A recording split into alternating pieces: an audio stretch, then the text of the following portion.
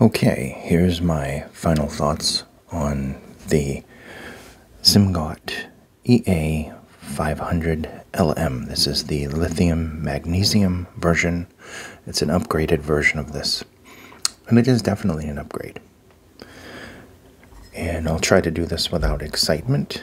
I mean, obviously the case is it's a cheaper type case, but it's a nice size case, and it's nice to see something come with a nice size case and not, I mean, you can probably get this case on Alley for cheap or something like that. It's not branded or anything.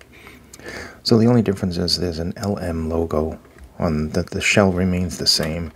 The filters are quite similar. You have a red ring one, a black ring one, and a brass one. And this isn't included. That's my little... I was traveling with this just to get some final impressions of it. So overall, build quality on this is obviously excellent. It's a nice, hefty, solid metal build. Tunable filters. Price is a little more than I was expecting for something like this. This is about $80. Maybe a little more, depending. We gave input to a whole bunch of people for the tuning. And, you know, I'm happy with the tuning. Really, I am. Those people that like the original, you're going to find that this one is better in a lot of ways. And we'll start with the lower end. Bass on this is very, very good. There is much better overall resolution with this. Definitely better in the bass. There is a deeper sub bass, still extremely well controlled, maybe even better controlled in the sub bass. Harder hitting mid bass, very, very punchy, tight, and this good speed there.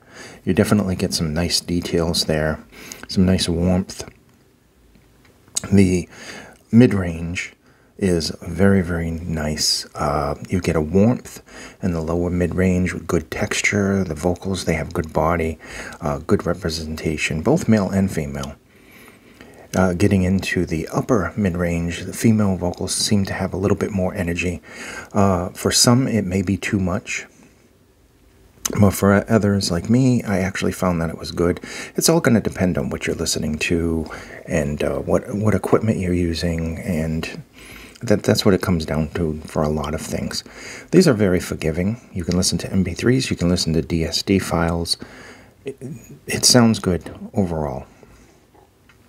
With the tuning nozzles, they do make a difference in the bass and the mid representation. The treble kind of hangs there, and the treble is much more smoother.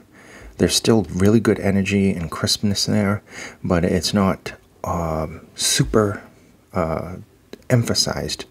It's just a really good, kind of natural almost sounding treble. Soundstage is almost exactly the same as the original.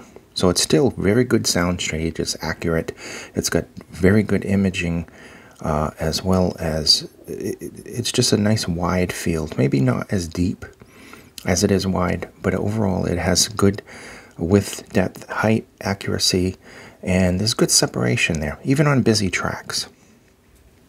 So ultimately, you know, this is just a basic impression of what it sounds like. It is finalized, it's for sale. All the work is done now. Now all I have to do is sit back and enjoy it. I think my favorite is the brass nozzles. I think the second one would be the red. I don't really like the black that much. I don't like the way the bass is on the black one, but that's all personal preference.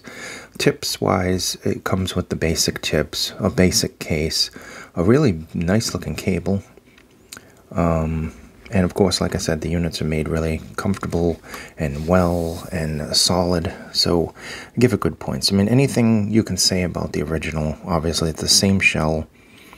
The difference is the tuning and the driver. It still got tunable nozzles. I still think in the $80 range it'd be hard to beat this one.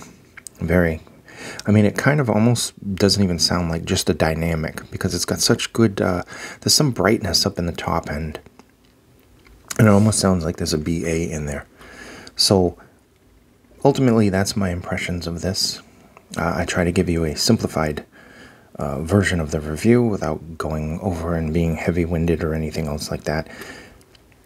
If you like this and you can get over, there's just a little peak there, you know, coming in from the upper mids and the lower treble. A little spiciness, but nothing overly. I mean, I've had a lot, you know, more spicier ones that I've still liked, like the NF Audio. That was a little bit more emphasized in that range, and it still sounded good. Overall, nice, better bass, better mid-bass punch. It's harder hitting in the mid-bass, and this is by no means a bass head I am, but it just has some really good quality bass with enough quantity. You know, some things I say they have quality bass and they don't, you know, it's just the bass is there, but it's not like very impressive. It's more toward neutral. This one, the bass is enjoyable. It is very enjoyable.